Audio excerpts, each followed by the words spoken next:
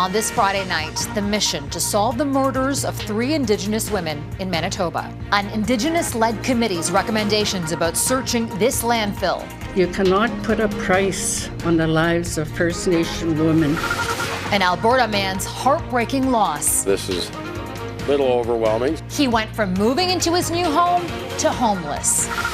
Legalizing discrimination. To be targeting trans kids was angering and saddening. How Tennessee is targeting transgender people. And WestJet Pilots on a flight path to a potential strike. The advice for customers. Global National with Farah Nasser. Good evening to you, and thanks for joining us. We're getting a clearer picture tonight of what it could take to search a Winnipeg landfill for 3 missing Indigenous women. Police believe Morgan Harris, Mercedes Myron, and an unidentified woman were murdered, and their remains are buried somewhere in the Prairie Green landfill. A study examining the feasibility of the investigation found it could take years and cost up to $184 million. But the report warns not conducting the search could cause considerable distress. If a search is not carried out, it will demonstrate to all First Nations across Canada that this government condones the despairing act of disposing of First Nation women in landfills. It breaks my heart to say these words, disposing of our women in landfills. The report was commissioned by an Indigenous-led committee after police said they would not search for the victims' remains.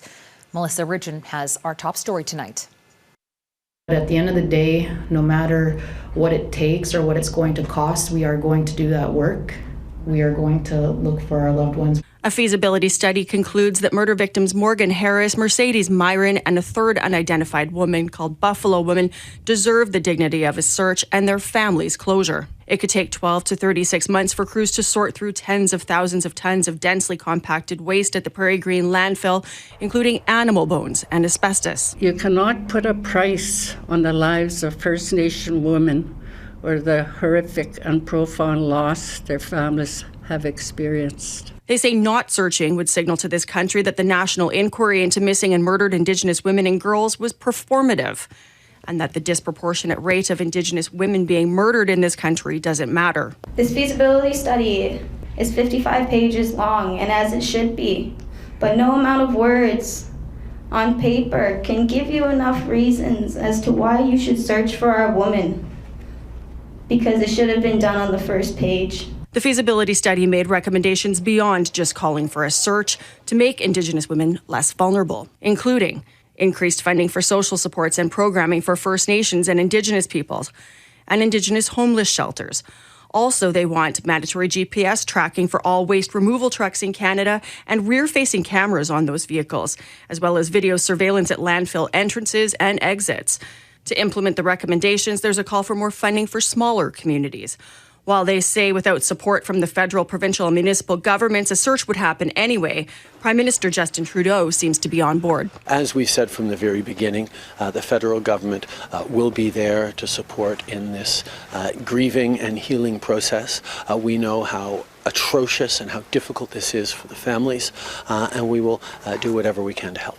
Melissa Ridgen, Global News, Long Plain First Nation, Manitoba. An intense early season heat wave across much of Western Canada is expected to break records this weekend and fuel the wildfires that are already burning across Alberta. Environment Canada has issued a special weather statement for most of BC and Alberta. It warns maximum highs will be close to 30 degrees, 10 to 15 degrees above seasonal norms. Those hot, dry conditions are fanning the flames of dozens of wildfires in Alberta.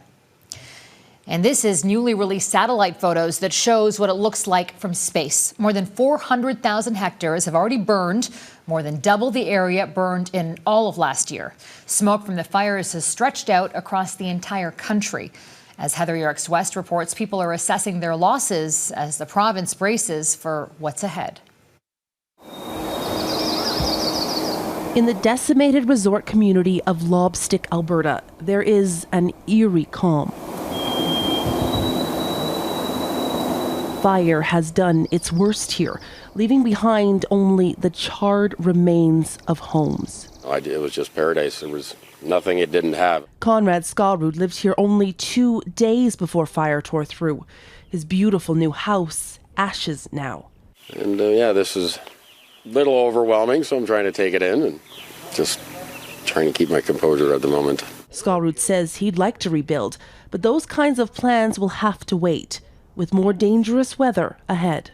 Temperatures up to 28 degrees Celsius, low humidity levels of 17 to 15%, winds 20 to 25 from the southeast, gusting up to 40 and 45 into Sunday. Those are very challenging weather conditions, and it's definitely going to put our firefighters and our control lines to the test. It's been a week since the Bush Creek wildfire forced the evacuation of Drayton Valley. But with temperatures rising, officials say the more than 7,000 residents won't be returning to the community anytime soon. Plus 28 for the weekend, so let's all pray and hope we get Mother Nature helps us out. Because it's not just the fire that poses a threat. On Friday morning, 14 people were injured in a highway traffic pileup caused by the heavy smoke. It looked like a war zone. There were vehicles in the ditch, all over the road. There's pieces of vehicles all over the place. 300 Canadian Armed Forces members are now on the ground in Alberta to assist with the firefight. Fighting, once again, not a foreign threat, but the impact of our changing climate. Heather, Yourex-West, Global News. In the U.S., immigration advocates wasted little time filing a lawsuit against the Biden administration's new policy of limiting asylum for those who cross the southern border without authorization. An estimated 60,000 migrants were waiting near the U.S.-Mexico border as the pandemic border policy known as Title 42 ended last night. The American Civil Liberties Union, among others, have called the strict new asylum rules cruel and illegal in a lawsuit filed less than an hour after Title 42 officially expired. They say the new regulations mirror restrictions from the Trump era that were previously blocked by the courts. A wave of anti-transgender laws is sweeping across the U.S., with a growing number of states passing bans on gender-affirming care for minors. Some of the most restrictive measures will come into effect in Tennessee, a state that's also targeting transition care for adults. As Jackson Prosco reports, families with transgender children now face greater risk and uncertainty while wondering if they'll be forced to move. Did you ever reach a point where you thought to yourself, can we support our child and stay in Tennessee? Absolutely. I think we've wondered that all along the way. We've hidden this Nashville mother's identity to protect her and her young transgender daughter. She seems very comfortable in who she is. For speaking to us, she risks harassment.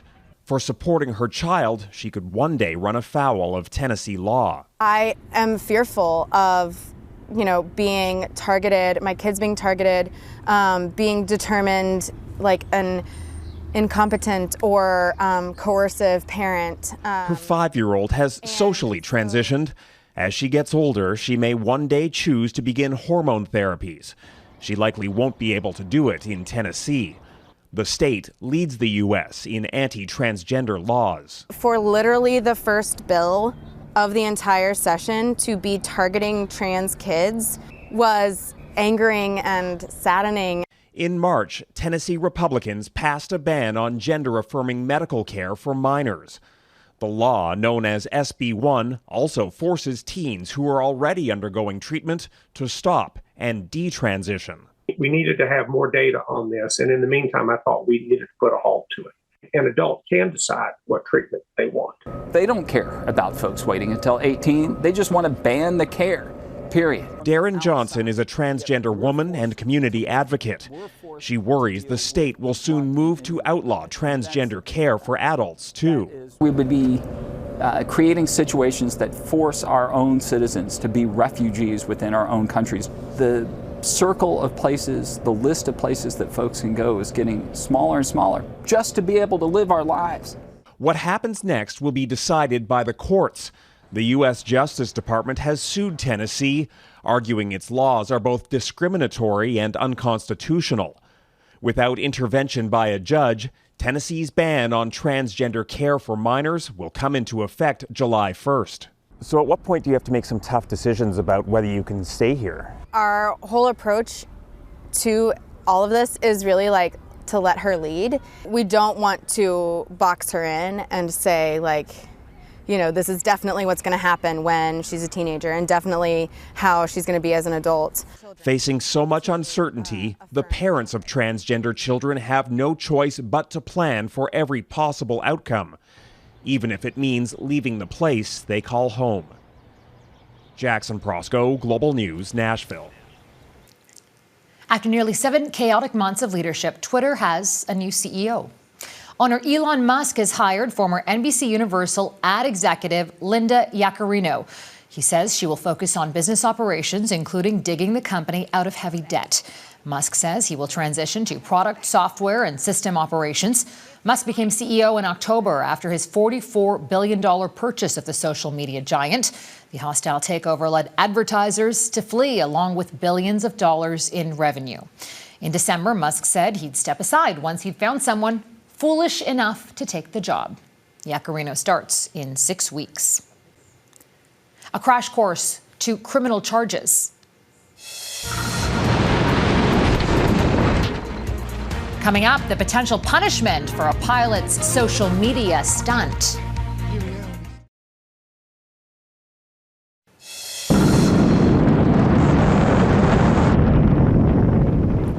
YouTuber Trevor Daniel Jacob has pleaded guilty to U.S. federal charges for this 2021 video where he ditched a plane and let it crash on purpose to gain views online. The 29-year-old admitted to one count of destruction and concealment to obstruct a federal investigation. A plea agreement says he lied to investigators by claiming the crash was accidental, then destroyed the plane's wreckage. He could face up to 20 years in prison. It's been a turbulent time for air travel with countless flight cancellations and lengthy delays. And if you're planning on jumping on a plane in the next few weeks, prepare for even more disruptions. WestJet pilots are getting ready to strike as early as Tuesday. The union representing them says the airline has a sky-high turnover rate and pilots are overworked and underpaid. Tonight, Ann Gaviola looks at what it could mean for your long weekend plans. WestJet pilots are already picketing airports on their days off, but they're poised to walk off the job May 16th, just in time to complicate travel plans for the long weekend. The union, representing 1,700 pilots flying for WestJet and Swoop, says the two sides are far apart on job security, working conditions, and pay. We're currently paid about 45% of what the North American average is. That gap has to narrow. WestJet is owned by private equity firm Onyx and says pilots are fairly compensated among their Canadian peers. Raising an expectation that you can live in one country and then cherry pick wages from another one is just not how the world works. But global competition for pilots is heating up because of a shortage that's worsened since 2020. Passengers on canceled flights can expect notifications. You will be getting an email, an SMS, a text, maybe even a phone call if you're really lucky, that will advise you that your flight has been canceled.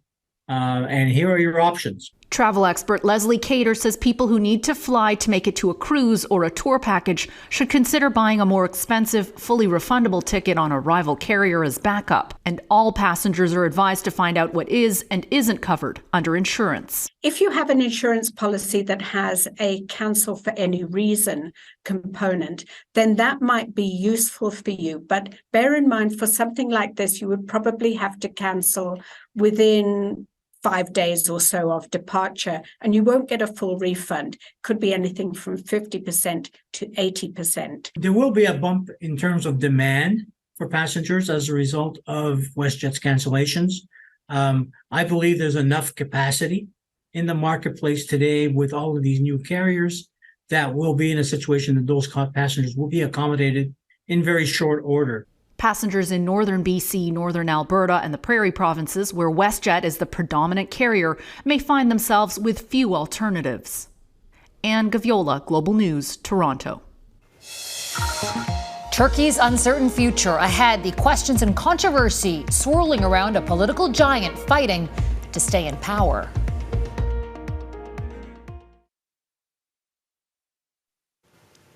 Ukrainian military commanders say their troops have regained ground in the eastern battlefield city of Bakhmut, a rare advance after months of fierce fighting.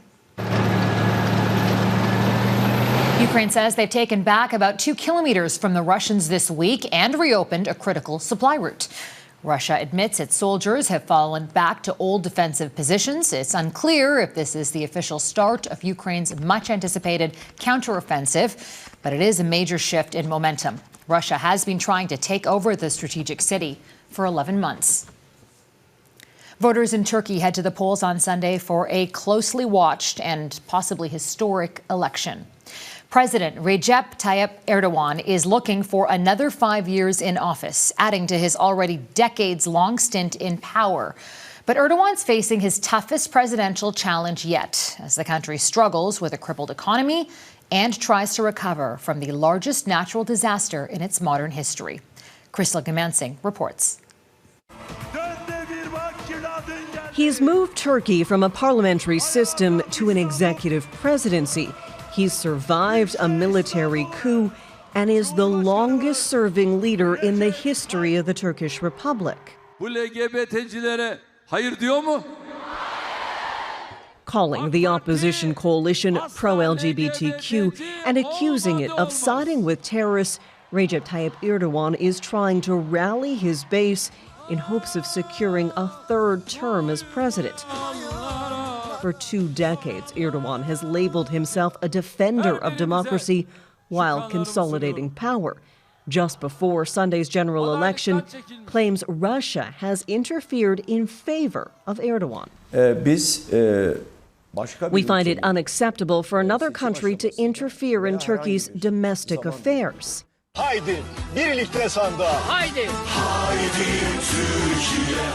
This fake video has been circulating showing the opposition leader saying, "Come on, together to the ballot box, Turkey, come on." But it was edited to include PKK leaders, a militant group designated a terrorist organization by both Turkey and Canada. In the polls, Kemal Kılıçdaroğlu has a slight edge over Erdogan. He shared the original videos on his Twitter page and says he has concrete proof against Russia. Russia denies the allegations. What can't be denied is the ongoing grief 3 months after deadly earthquake struck.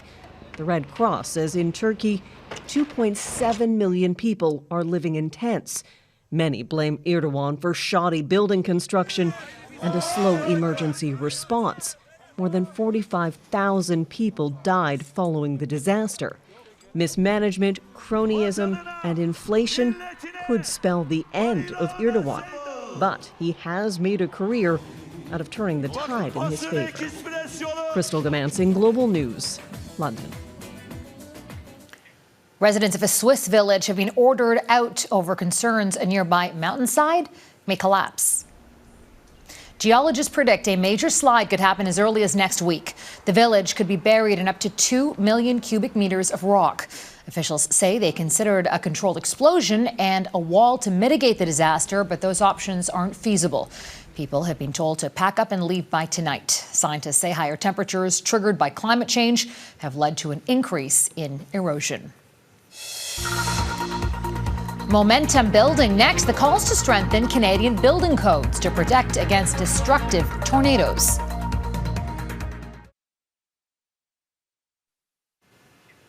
This might come as a surprise. Canada has the second highest number of recorded tornadoes in the world. We're just behind the U.S. A lot of the time, twisters touch down in remote areas, but when they hit residential areas, the damage, well, it can be catastrophic.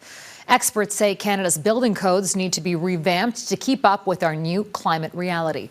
As Candace Daniel reports, there's a simple and affordable solution that's been around for years. It all happened so fast. It was totally like a bomb went off. I mean, it was devastating. This is what was left of Rob Garrard's brewery after a violent tornado hit Uxbridge, Ontario. Our roof was literally picked up and flown across the street. That tornado was part of a derecho. The storm traveled from Ontario into Quebec on the May-long weekend of 2022. Gregory Kopp has spent decades trying to make homes more resilient to windstorms. So we have to understand how buildings perform in them. But while we're doing that, we can also understand how to design better. Part of his work is to figure out how many tornadoes Canada gets. Using radar and satellite imagery, they discovered Canada ranks #2 worldwide for the most tornadoes. Canada's second in the world. Why do we care about this? As the population grows and we spread out, what is the true level of risk?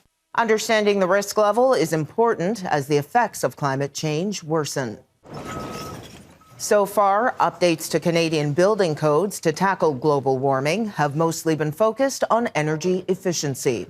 Measures to tackle the potential increase in extreme winds are still being assessed. Often in these events, the whole roof comes off and you're just left there with walls. So the top of the wall are these 2x4s. Gregory says one solution to strengthen the roof could be to install hurricane straps. The small steel bracket helps to secure the connection between the roof to the wall, making the roof more resilient to aggressive winds. Some builders use them, others don't. They are not mandatory. This technology has been around for a long time. We know it works. It's just not common here. The Canadian Home Builders Association told Global News hurricane straps alone are not a silver bullet. The whole house needs to be considered and assessed. I think we should be putting this in the code, and we should be thinking about resilience measures in general. As for Rob Garrard in Uxbridge, he plans to reopen his brewery next weekend on the 1-year anniversary of the tornado. He decided to rebuild, and this time the construction included hurricane straps. Farah. Candace Daniel in Toronto. Thanks for that, Candace. And to learn more about how Canada's building codes stack up against extreme weather, watch Candace's full story on The New Reality, Saturday at 7 p.m. right here on Global. And that's Global National for this Friday night. I'm Farah Nasser. On behalf of our whole crew here, I want to thank you so much for spending part of your evening with us. Tonight's Your Canada is Ashcroft, British Columbia. Until tomorrow, take care of yourselves and take care of each other. Good night.